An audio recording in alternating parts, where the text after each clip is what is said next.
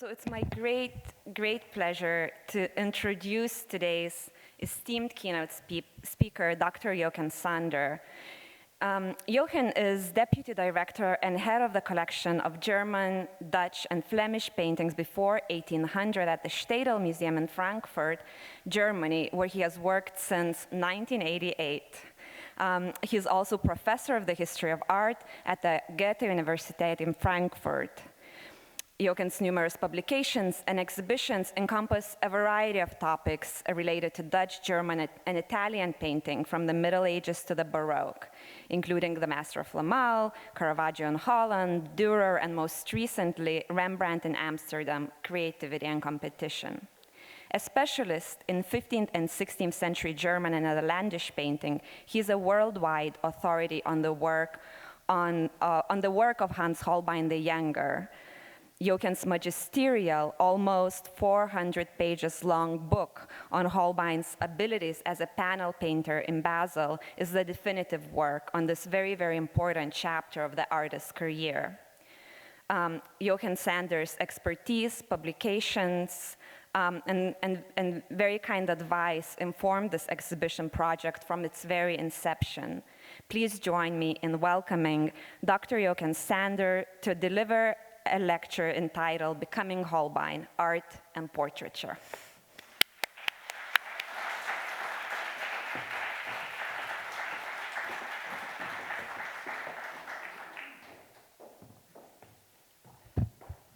Well, thank you, Osea, very much for this all-too-kind introduction. So now the stake is very high, and I'm afraid I can just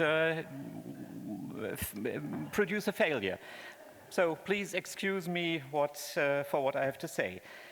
Yeah, what makes a Holbein? Or what is Holbein? I think the lectures so far have shown very clearly and very precisely that Holbein is a whole continent. Not only is he a painter, but he is working in so many different genres, and he is doing it in each of these genres in an extremely productive, extremely imaginative way. So I want to come back, so to say, again to painting. And I would like to focus on the question, first of all, what makes a Holbein on one hand side, and then to take a look together with you into his development in terms of what inspired him, what coined, so to say, or what were the marking influences which he was undergoing during his career, and how did that work? So what makes a Holbein? I think one of the, in particular, if we look at his paintings, and regardless if it's the narrative scenes, which of course in Basel still were very strongly influenced by traditional Catholic topics, themes, Bildaufgaben, as we say in German, so for example, lots of altarpieces as well. All this, of course, was ended in Basel as well by the Reformation and by an extremely fearful iconoclastic outbreak in 1528-29. So, and then he moves on to England, to the court of Henry VIII, and there's basically what is preserved in terms of painting, it's portraiture. So what makes a Holbein portrait? I think we all would it would be easy to agree that, oh, sorry, we should have the first image. That wouldn't be bad. So you have seen all this magnificent portraits in the exhibition upstairs, or you could have looked as well at the famous portrait of Sir Thomas More from the Frick collection. Its presence, in a way, Holbein is able to create in the portraits for us, even for us, 500 years after the death of not only the sitters, but of the painter himself, an approachability, a psychological approachability, which is amazing. He is working in a kind of, in particular as a painter, in a kind of realistic style, which is almost hyper-realistic, if I may use this term, which is not really fitting to Holbein, but the effect is what it's describing. It's the paint handling, how he is using color, and we have heard that already in some of the talks earlier as well. And finally, it's a kind of pictorial intelligence. And all these elements I would very briefly like to review with you, together with you, looking at this painting, which, yeah, I'm rather familiar with, as it is part of the Städel collection since 150 years, although I'm not that long already there. Yeah, Simon George, we almost know nothing about him. We know what his name is simply because we have the preparatory drawing in the Royal Collection of Windsor Castle, which in a later hand added the name of the gentleman, so we more or less just can assume or know that he was a courtier at the court of Henry VIII, but no more precise biographical data. What makes this painting so peculiar? First of all, of course, it's the shape. It's the tondo shape. It's not a single rectangular work, but it has this circular shape, which of course is an allusion to antiquity, to antique art. And rather unusual, he is not, or the sitter is not looking somehow out of the painting. Not that all the sitters are focusing us in front of the painting, but usually they are looking more or less into the direction of the viewer in front of the painting. But he's looking, and obviously he's looking very diligently. And again, this is the great fascination that Holbein is able to do this, and how he is doing this, to get us into this impression that he is highly concentrated, presenting almost this one flower, this carnation, to someone. So this highly concentrated view, looking at someone or at something, that's something which immediately comes to mind when one looks at Simon George. And if we go a little bit closer, then, for example, it's the feather which is decorating the beret, which is gloriously painted. It's painted, as we have seen already, with a lady with a squirrel, for example, earlier in one of the talks. It's painted on the blue. It's not painted in reverse, yes, so that he would have left the area for that detail unpainted by blue, but he is laying in the blue background, and then he puts the whitish and grayish tones on top of it, and the blue ground shines through, and that of course gives a perfect impression of this material, which of course this feather conveys in its depiction. Or another detail, let's go a little bit closer, details like the softly curling hair strands or this fantastic embroidery, black and white, at the color of the shirt.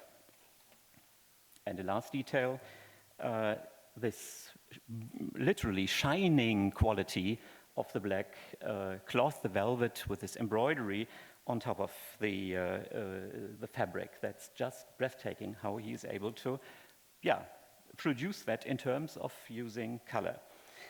If we finally have a look at the painting altogether, so to say, then it's as well something which we have seen with a lot of paintings which are either in the exhibition or which we have seen in reproductions during the afternoon, that it's this astonishing, almost enamel-like quality which he is able to give the surfaces, in particular the carnation tones, the flesh tones, and which, again, contribute very much to this almost magical presence or impression of presence which Holbein sitters usually convey, in particular if the painting is well preserved, and this painting is indeed almost meticulously well preserved. So no overcleaning over the centuries, nor loss of those most vulnerable and most important glazes, which usually were put on top of the last paint layers and which would constitute the very details which make the painting so impressive. Okay, I said quite obviously, and we all can see that, he's looking out at someone or at something. So what's he looking at? Why is he handling this one red carnation? If we go into the history, so to say, of motifs, then this painting fits very well into an established tradition in 15th and 16th century German painting in particular, and that's the so-called Brautwerbebild. So a gentleman who is looking for a wife has himself being painted, and this painting can then be sent out to the prospective parents-in-law or to the lady whom he wants to impress. So he is holding one carnation, one red carnation, and this signifies, okay, he is looking for a wife. In the Städel collection, luckily enough, we have another portrait of Holbein the father, Holbein the elder. This gentleman on the left, we just can identify him through the coat of arms at his ring, on his ring finger. It's a member of the Augsburg patrician family, Weiss, painted 1522, so roughly 10 years before Holbein the son painted Simon George in London. And as you can see, we have as well a whole bunch of carnation in this instance. And what is fun about it, Holbein the elder, with this painting of Mr. Weiss, he included quite a number of inscriptions, which in a way give us immediate and give you immediate insight what it means or what it's going to mean. So have a closer look at it. First of all, he has, contrary to the painting by his son, Holbein the father, in his sitter, he's presenting a whole bunch of carnations. So not just one carnation, a whole bunch. So many things may help better than just one. So that's what he might think. He is presenting his sword, and on this sword you have different inscriptions, and let's have a closer look at those. For example, here we have the inscription stating the age of the sitter. In 1522, I was 22 years old, and we can go on. So here on this part of the weapon, you have the German inscription, was liebt, das freit. He who loves frees, he wants to marry. And finally, we have a third inscription, and that's here on this pipe used for hunting dogs. And the German inscription runs, Not leidt nicht. So we can translate that to need, he does not suffer. And well, if you look at the gentleman himself, who is really extremely richly clad, luxury textiles, luxury objects, he demonstrates that he's part of the really happy few, the very upper part of the Augsburg society. Maybe that his a bit challenged outer appearance of his face made him to say to Holbein the elder, just add all these inscriptions and all these elements to make me perhaps even a bit more convincing. Not leidt nicht, so he is really rich, so it's a good match. So that's basically the same information which Simon George is giving to those to whom he would have sent this portrait. And it's really interesting to see, of course, father and son, Holbein the elder, Holbein the younger, the one working in one of the most important, most wealthiest southern German imperial cities, enormous wealth through economic exchange, of course, as well with Italy. Augsburg and Venice was very close. And so this is a patrician. This is quite obviously someone who is living and has to survive, so to say, in quite another ambience, and that's then the royal court in London. Aristocracy on one hand side, and reiches Bürgertum on the other. I mentioned already earlier that one thing, and I think we all saw that in the different talks this afternoon, which impresses with Holbein time and again, that's really his pictorial intelligence, the way in which he is able to invent images, invent sometimes just small details which make sense, which give meaning. And this is interesting in respect to Simon George as well. So first of all, as I already mentioned, you have this tondo form, which is of clear reminiscent and a clear connection, so to say, which he makes to antique or Renaissance medals, to antique art. And he's doing this in a second way as well, and that's in this very minute detail, this brooch at the barrette which he's wearing, and let's have a closer look at that.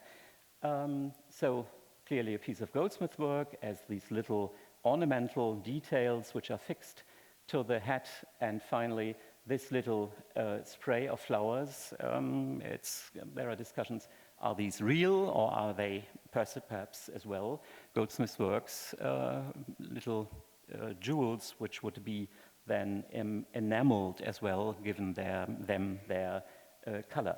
But let's focus on this little detail. It's obligely placed on the headgear of Simon George. So this is, this is the way in which you see it if you're standing right in front of the painting. If you put it up, so to say, it looks like that, and then one can easily recognize that it's an iconography, an iconographic recognizable scene, which in its particular rendering goes back to the antique again. And this is at random chosen Roman relief today in the British Museum, where you see Leda with the swan. So Jupiter, in the disguise of a swan, is approaching Leda, and he will have children with her, Castor and Pollux. And this antique motif was quite frequently, of course, as well used for very small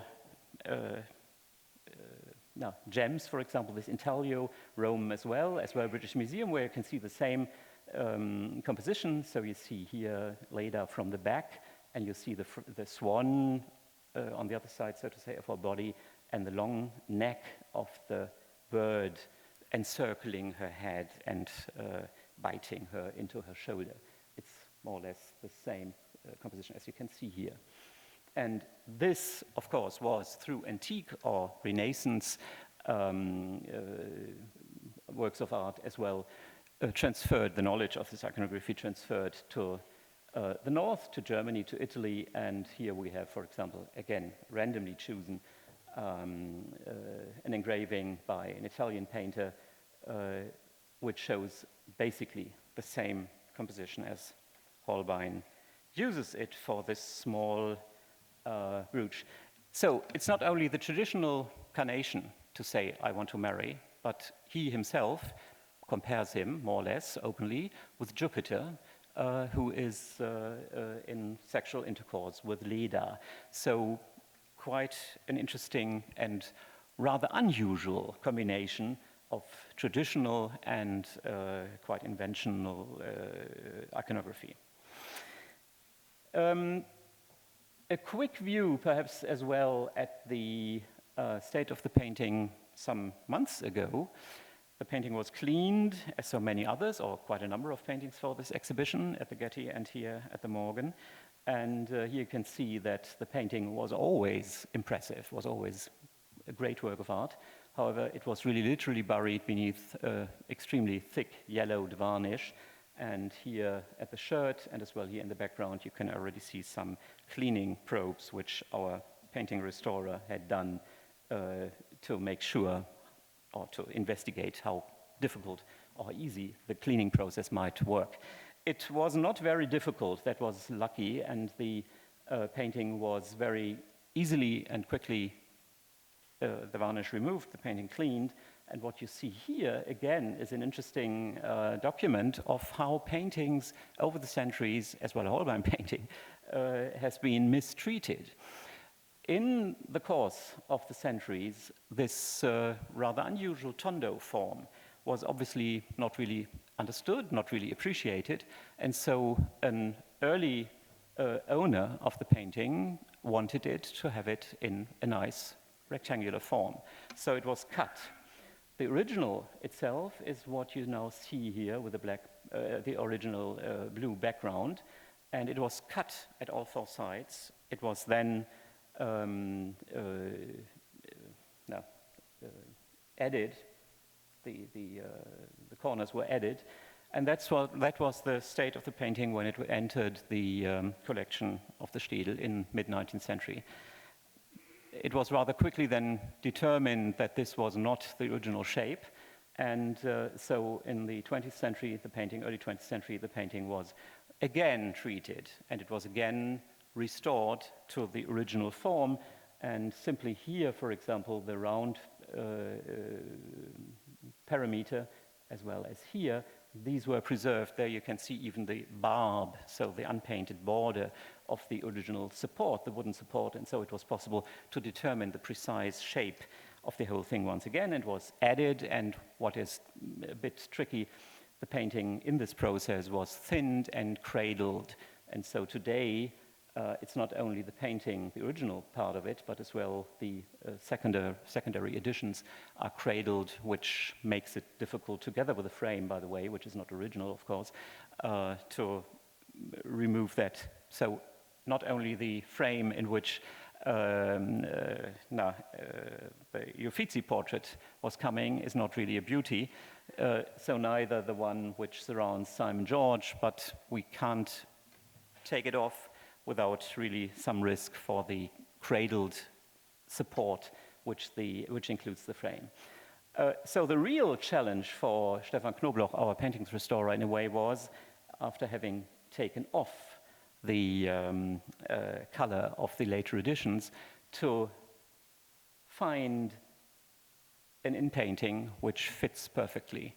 Because when we go back this one, these added strips to the painting, of course, at that time had been toned to the color which you see here, so the original Holbein plus this thick yellow varnish. So if you take that off, then simply you had as well in these fields, in these editions, you had to build that up again. So anyway, I think Stefan Knobloch really did a fantastic job, and even standing in front of the painting and with different lights, artificial light falling onto the surface, you scarcely can really see any difference between the editions and the original parts. So when I said the painting is meticulously preserved, then that's true for the preserved parts, but this, of course, is concerning all important parts of the composition. Just a view at that painting in terms of making. How did Holbein make it? It's one of the great advantages, of course, of this exhibition, that you do not only have the painting of Frankfurt, but as well the drawing from Windsor Castle, which you all have seen. And again, it's interesting to have a closer look at the painting in comparison to the drawing, and then you can easily see that obviously the beard got longer between the drawing and the finished painting. And to make the story even more fun, if you look with, oops, what's that here? So.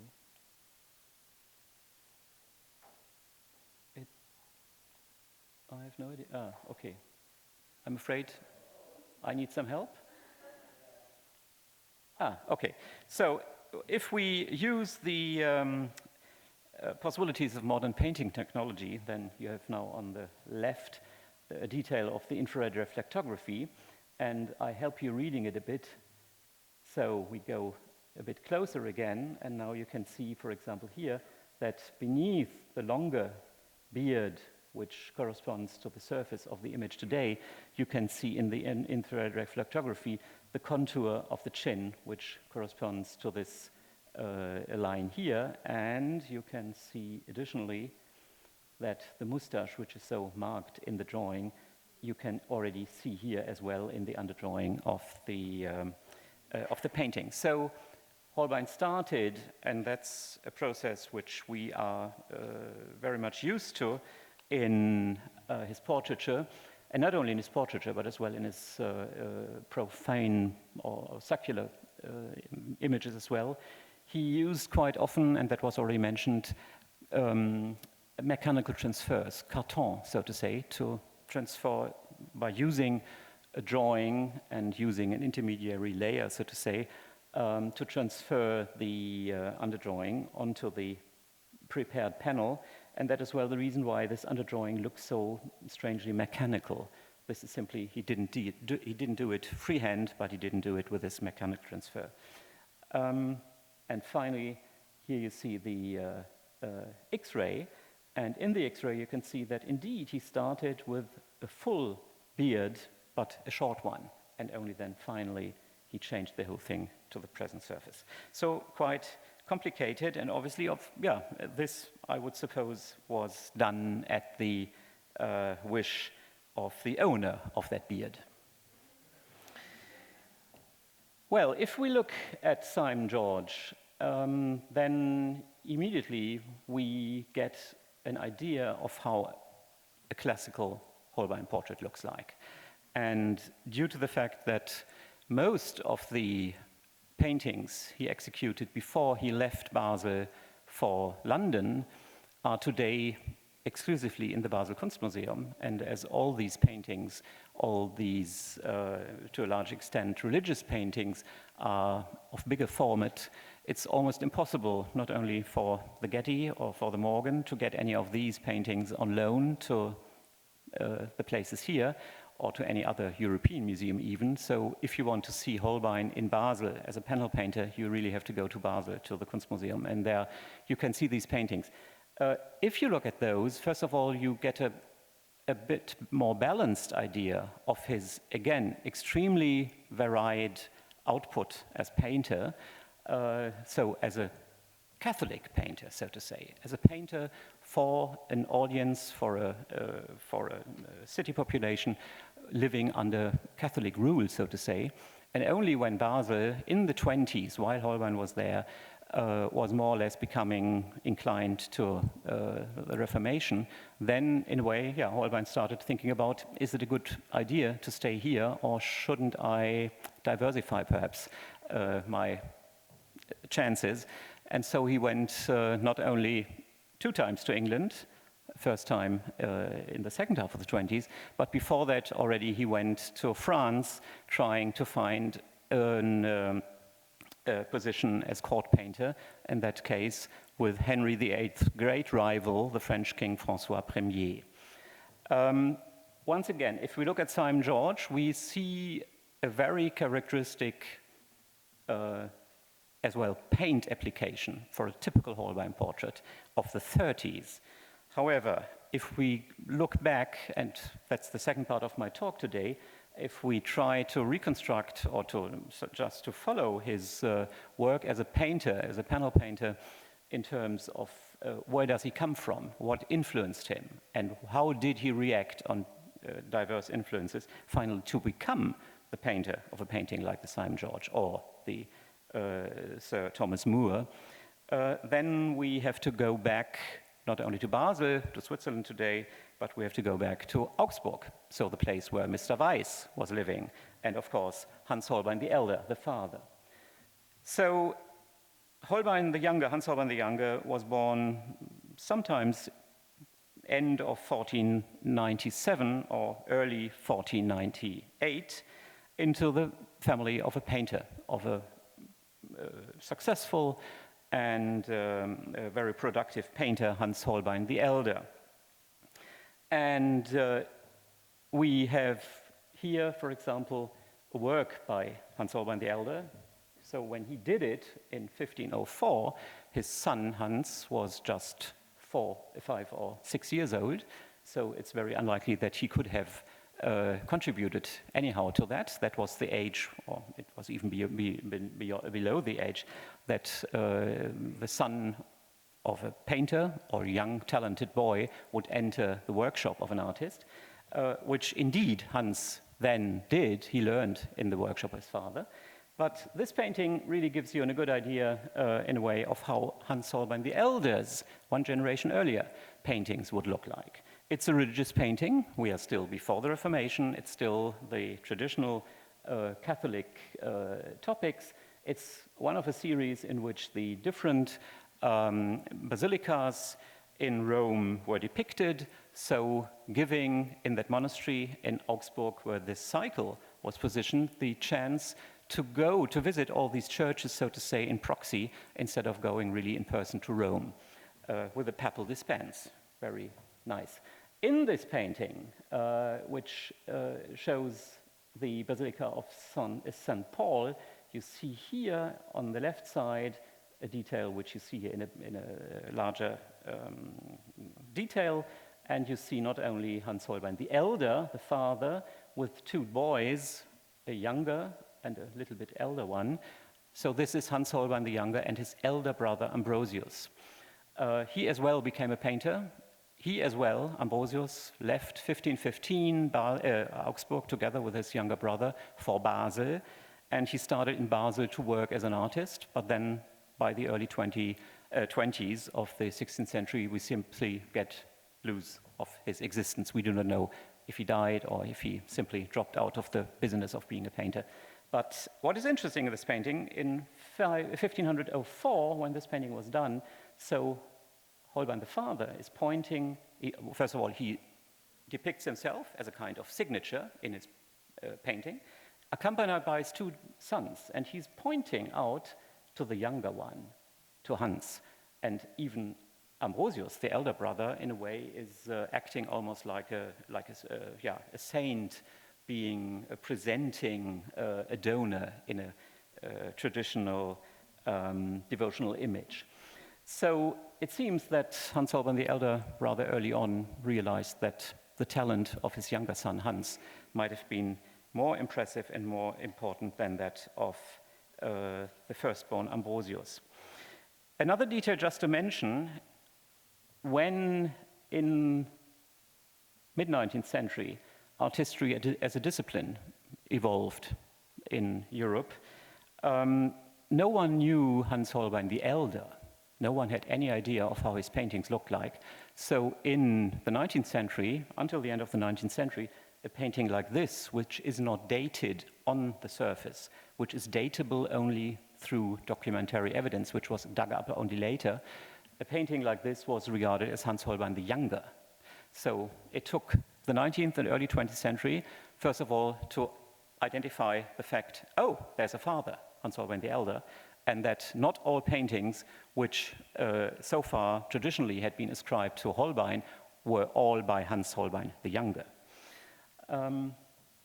Another example, dated 1516, today in the Alte Kritik in München, again you see unmistakable the face, the self-portrait of Holbein the Elder, of Hans Holbein the father, and in the figure of this boy with obviously a disease in the context of St. Elizabeth of Thuringia and her miracle-working powers, again he, Hans Holbein the Elder, as the one who received the commission for this altarpiece and who executed it, had his son depicted in the same altarpiece. So a clear sign that he was very much aware of the artistic potential of his young son and boy.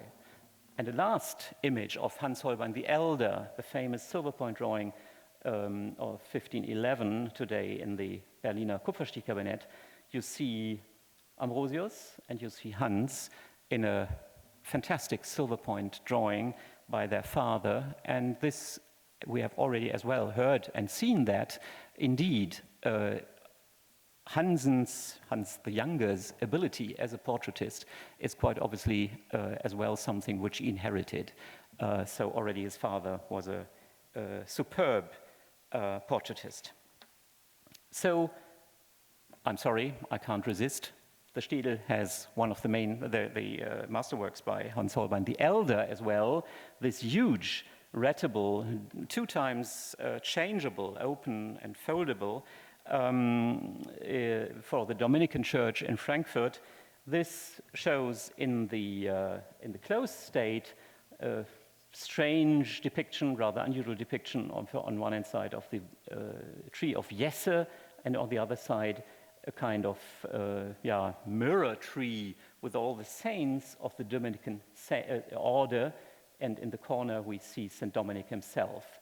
When you opened this huge altarpiece, it's 3 meters high, the wings, then you saw a passion cycle, which you see here, and you could open that a second time. So this typical German late Gothic, huge altar machine, so to say, almost altar-rettable, then you could open it a second time and you would disclose the shrine with gilded and polychromed wooden sculpture of saints. All this is destroyed. We just have the paintings. And to give you an idea how that in an open state would have looked like, at random chosen, you see here the so-called Blaubeuren, or from the monastery of Blaubeuren, the altarpiece. You get an idea of how the rettable in Frankfurt must have looked like as well. Once again, a view at the closed state, and again, what I mentioned already here, the Dominican saints, very appropriate in a Dominican church, and even closer, you can see here that these saints, even Saint Dominic, almost have portrait-like qualities, and that's not a surprise because Holbein depicted in the saints of the Dominican church a number of Frankfurt friars who were living in that convent. And now imagine the situation or the simple soul of a believer who would enter the church and would see in the closed state on the main rettable of the church a depiction of St. Dominic, and then some minutes later in a religious procession he would see the same person because the prior of the same monastery. That must have been a bit puzzling, but as well quite impressive. So I'm showing this simply to remind you that indeed Holbein, being educated in the workshop of his father in Augsburg, of course was very much influenced by that, as well the artistic and the portrait abilities of his father. So, when Hans, being a teenager still, in 1515, together with his 2 years older brother Ambrosius, arrived in Basel, it's impressive that he immediately made success. He immediately had success. So the Basel mayor, Jakob Meyer zum Hasen, commissioned him with this double portrait, which shows the mayor and his wife. And even if we look at these images, you get an idea that it has not yet at all this enamel-like quality which a painting like Thomas Moore or a painting like Simon George, to be seen here in the flesh in the exhibition, are characterized by. So what we see here, including the preparatory drawings, which Holbein the Younger, of course, did before starting painting these two painted portraits, is extremely indebted to what he had learned, to what he had seen in Augsburg in the workshop of his father, Hans Holbein the Elder, and a second important artistic figure in Augsburg during his youth, and that was Hans, they're all called Hans, terrible, Hans Burgkmair the Elder. And if we look at the right image on the screen, now you see this beautiful color woodcut by Hans Burgkmair the Elder, who was one of the most successful competitors to Hans Holbein the Elder in Augsburg. And you can easily see that the architectural situation is the same, which then Holbein the Younger in Basel applies for his image of the mayor. And in a way, of course, this commission simply opened doors for him in a very successful way. Another painting by Hans Holbein the Younger, dated 1517, so 2 years after his appearance in Basel, painted by an artist not yet being 20 years old, is around the corner, so to say, from here. It's at the Metropolitan Museum. It's showing the Lucerne patrician Benedict van Hertenstein. And in the background, you see this simulated relief with the triumph of Caesar. And an element like that convinced Holbein scholarship since the 19th century, all through the 20th century, by the fact, or it seemed to be a corroboration of the assumption that Holbein became Holbein the Younger became Holbein the Younger, through the intense contact with Italy, with Italian art. Lucerne is a city in Switzerland. It's a bit south of Basel. It's on the way through the Alps in the direction of Upper Italy, North Italy, Milano. And for the 20th century, art history was completely secure, completely convinced, okay, when he worked in Lucerne, where he not only did this portrait, but as well where he painted a whole house facet for the same family, he went to Italy, and that was the moment where he received his artistic initiation, so to say.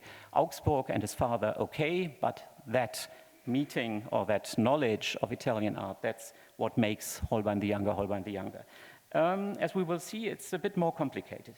So if we look at a painting executed by Holbein the father today in Basel, you can see that this kind of classicizing Renaissance-style architecture in the background, as well with relief form, with Puto depictions and so on, that's not so much different to what we see here with the Hertenstein portrait. So to do something like that in 1517, Hans Holbein the Younger simply would have to look, so to say, into his diary or into his drawing collection of works he had seen or he had documented, he had drawn while still being in the workshop of his father. So things are a bit more complicated.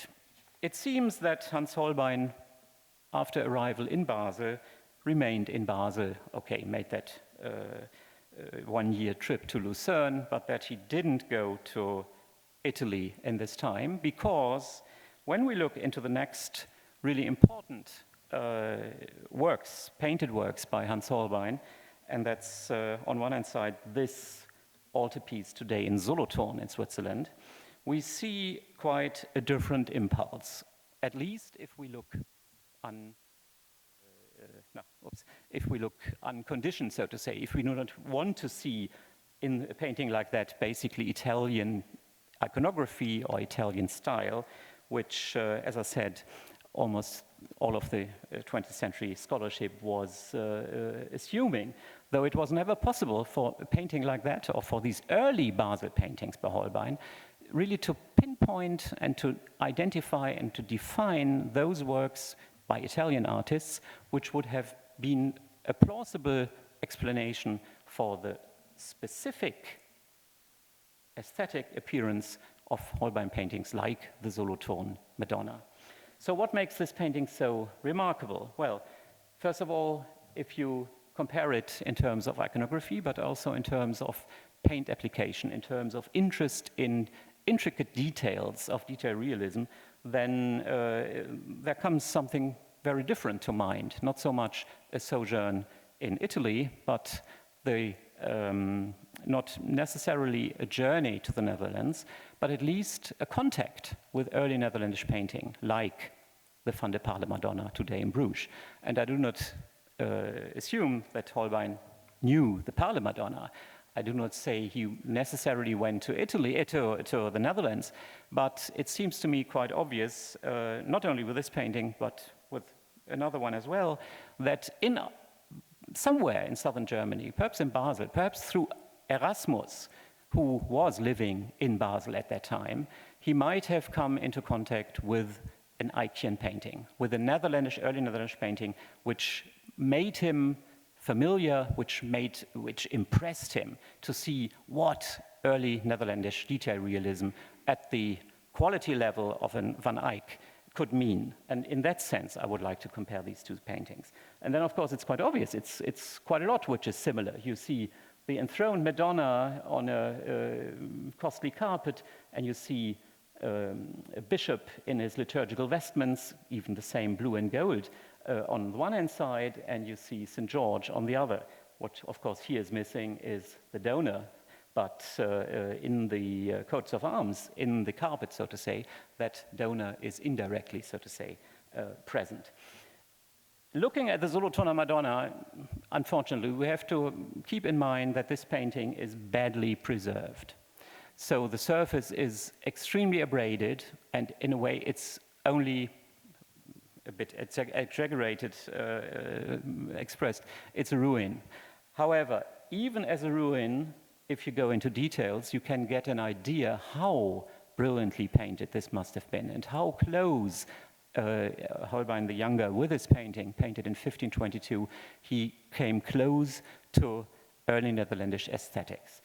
So, for example, you have all these embroidery on the liturgical vest of the bishop, which is really very similar to what you can see as well here in the Van der Paele Madonna by Jan van Eyck.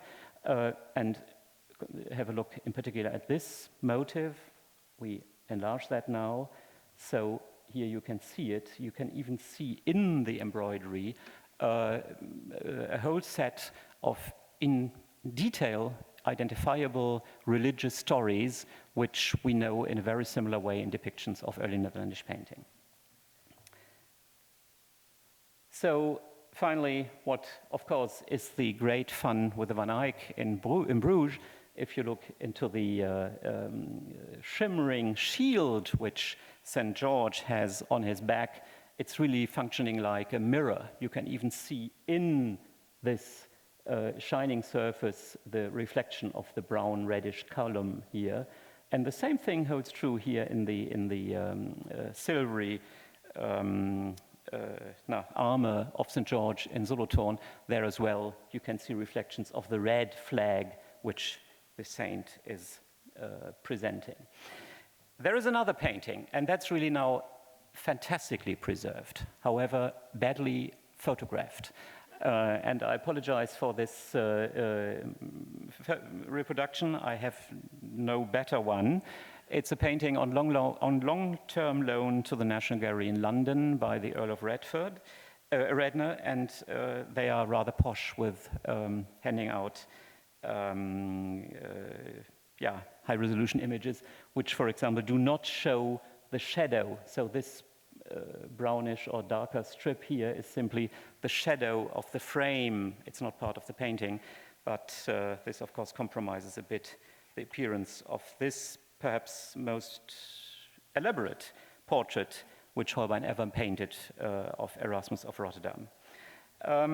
It's dated 1523, and it shows the great scholar behind a parapet with a big volume of his works. So in Greek, it says Heraklaioi Ponoi, so it's the works of Hercules, which are compared to what Erasmus had done for philology and for the reconstruction, so to say, of the scriptures in the right languages.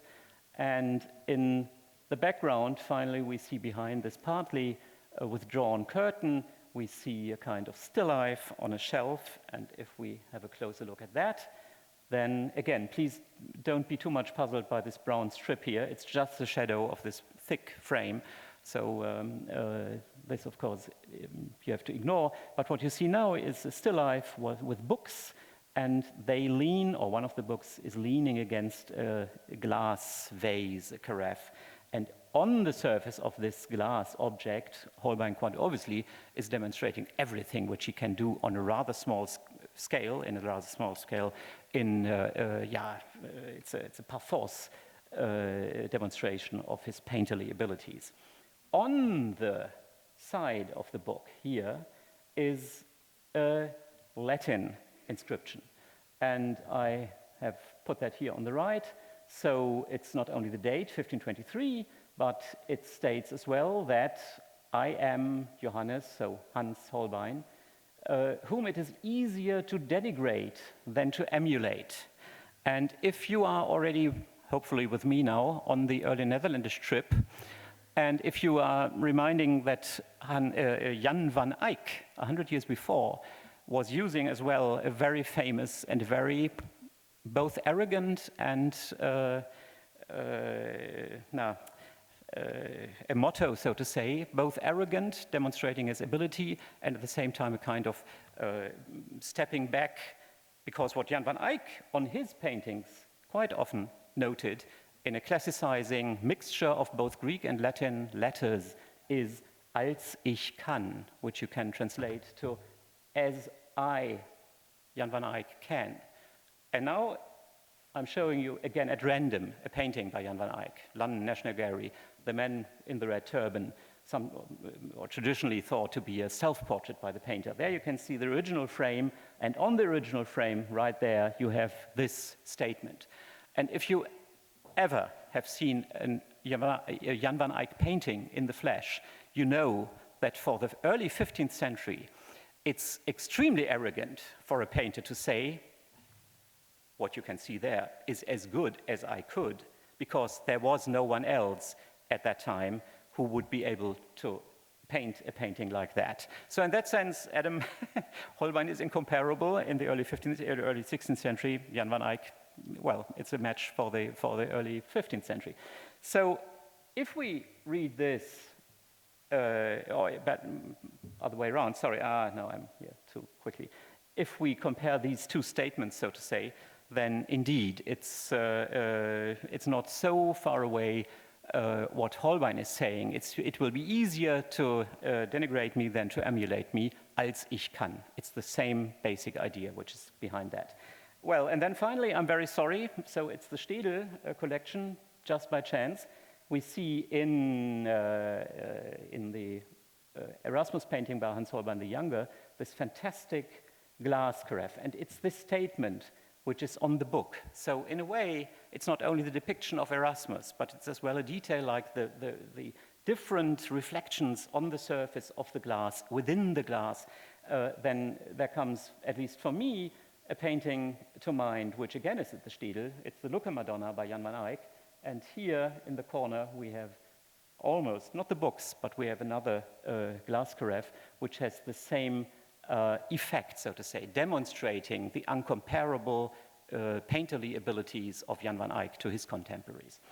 So it seems to me, I can't say where and when Hans Holbein, around 15, 21, 22 or so, came into a direct contact with the early Netherlandish painting. But I'm convinced that he must have come, because looking at both the Solothurner Madonna and the Erasmus in the National Gallery, they show such a strong impact of early Netherlandish painting, as well in the way in which Holbein the Younger in these two paintings uses his color, applies color. It's very thin, it's multi-layered, it's really as well early Netherlandish technique, if you want to say so. It's not the painting which we have seen in the St. George, where he would have this almost enamel-like quality, but not only in the appearance of the color of the flesh, for example, but as well in the way he is making this color. So using quite a lot of lead white, really to produce a thick, substantial amount of color on the ground. While this earlier style and the way in which as well the early Netherlandish painters would work would be a sequence of very, very thin glazes put on top of each other to achieve these breathtakingly detail-realistic effects. Well, and then it goes very quickly. So in 22, we have seen the Solothurn Madonna. 23 was the date of the Erasmus portrait. In 23, 24, Holbein leaves Basel for the first time. He goes to France through Bruges, where he even drew the tomb sculptures of the Duke of Berry and his wife in the same mixture already of colored chalks, almost giving these effigies for the tombs of the 100 years dead princes an almost lifelike appearance. So that's his way to Paris, or to be more precise, to Fontainebleau, the main residence of François Premier. And François Premier, that must have been well known through Europe, was very much interested in finding interesting, finding promising, mostly Italian painters. So you all know, finally, this is still a bit in the future when Holbein went on this journey, finally was successful in luring the old Leonardo da Vinci to his court.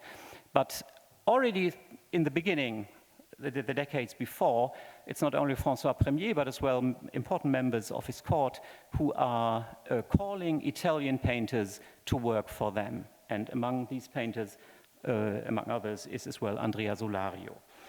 And if we look at the Darmstadt Madonna, the Madonna of the Mayor Jacob van Meyer, it's the same man we have already seen in the double portrait in 1515. Then, and I have to admit, you would have to see the original painting, then it would be more compelling and more convincing that this kind of paint handling, kind of depicting surfaces, depicting carnation, so to say, is really almost the same as with Simon George, for example, or with Thomas Moore. In this painting, this is in a way the final and decisive stylistic change in Holbein as panel painter. It shows it's still completely traditional Catholic motive, of course, iconographic motive. It's the Madonna of Mercy, which in German we call Schutzmantel Madonna. So the people are seeking refuge, so to say, under the cloak of the Virgin. And so we have the Virgin and the Christ child in her arm. We have Bürgermeister Mayer Meyer, and his still living wife, Dorothea Kannengießer, which we had seen in the double portrait already, their daughter, Anna, and the first wife of Meyer, who at that time, of course, was dead for years. And finally, we have a naked boy who is most likely, or more or less beyond doubt, a depiction of St. John the Baptist. So we have quite frequently, of course, in Italian art, this combination of the Madonna plus the two infants, Christ child and St. John the Baptist. And then there is finally a boy who is difficult to explain or difficult to identify. Traditionally, it was said, okay, if this is Anna Meyer, whom we know as well through the documents, then these two boys must be sons of Mr. Meyer, the mayor of Mr. Meyer zum Hasen, the mayor of Basel. However, it's again interesting to have a closer look how Holbein is characterizing the individual figures. What we can discern, what we quickly see, is the fact that both the Madonna and the Christ child and this older boy, but as well St. John the Baptist, are all of these figures are following more or less an Italianate, idealized conception of faces. And if we look at Mr. Meyer and Dorothea, his wife, and Anna, his daughter, then it's not that much Italianate style to be felt, but it's much more stronger in the end in contemporary German or as well Netherlandish portrait style, much more realistic. And this we can prove, so to say, or we can check again simply by a look at these drawings today in the Basler Kunstmuseum. So we have the portrait, the preparatory drawing for the portrait of the mayor who commissioned the altarpiece. We have the drawing of his wife, and if you compare that to the painted head again, oh, there's a difference. So Holbein changed the headgear of Mrs. Meyer during the process of painting, and the third image, drawn image, of course, is that of Anna. We have already seen it, and we have already admired her long hair falling over her shoulder. And again, this is not the way in which the Darmstadt Madonna, or this, as is the traditional name of this painting, shows the daughter, because now she has her hairs under a tight headgear, which is typical of young ladies who are betrothed, not yet married, but betrothed. While this style, open hair, it's characteristic for the unmarried girl, which is still open on the Heiratsmarkt, so to say. So what has happened? Holbein started painting, or Holbein painted this altarpiece for Meyer before he, after coming back from France, where he unsuccessfully tried to get the attention of the court. He didn't receive a position as a court painter in Fontainebleau, so he went back to Basel, and very soon after he became the commission for this piece, or this altarpiece, and he painted it. And then he went off to London, first visit. Now a new attempt. Now this time it's not François Premier, now it's Henry VIII. And as we all know, he was successful in getting the attention of Thomas More, but he didn't get the attention of the king in the sense that he would say, okay, I offer you the position as court painter. So after a year, he goes back to Basel, and only in 1532, sorry for all these dates, which is a bit confusing, he goes for the second time to London. And then, bingo, it works. He becomes the court painter of Henry VIII, and remains there until his death. So Holbein painted this image before leaving Basel in 1526 for the first time to London.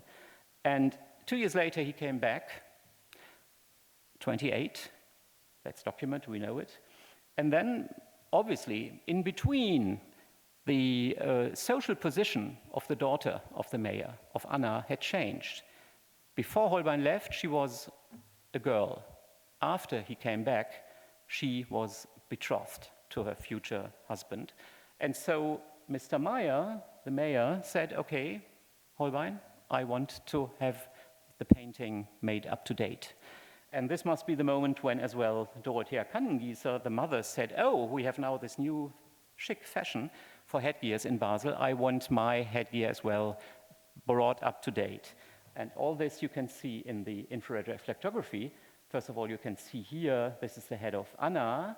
You can see here, shadowy, the long open hair of the first paint application. And on top of that, now you see the Jungfernschapel, so this peculiar headgear which the betrothed girl would carry, would wear. And you can see as well here that in the first paint application, Mrs. Kannengießer, for example, was wearing this tightly white piece of cloth which covered her, almost her mouth, which was then simply painted away. It was pulled down, so to say, so you can now see her face as a whole. I assume that this a bit extravagant idea of Maya, I want my daughter to be shown as it is now socially her status, was the reason why this painting survived. Because Holbein came back in 1528, and that must have been the date when Maya said, okay, just take the painting back to your workshop and execute this change. And it must have been during these months that the painting was in the workshop of Holbein that the final stroke of the iconoclastic outbursts in Basel took place in February 1529. And so most likely, due to the fact that the painting was not on public display in any chapel or church, it escaped destruction. Yeah, and that indeed, not only the style or the way in which Holbein started to paint in the year after having been exposed to Italian painting at the court of François Premier, but that he had as well seen at the French court in Chantilly Italian paintings, and no lesser than one of the variants of Leonardo da Vinci's Virgin of the Rocks.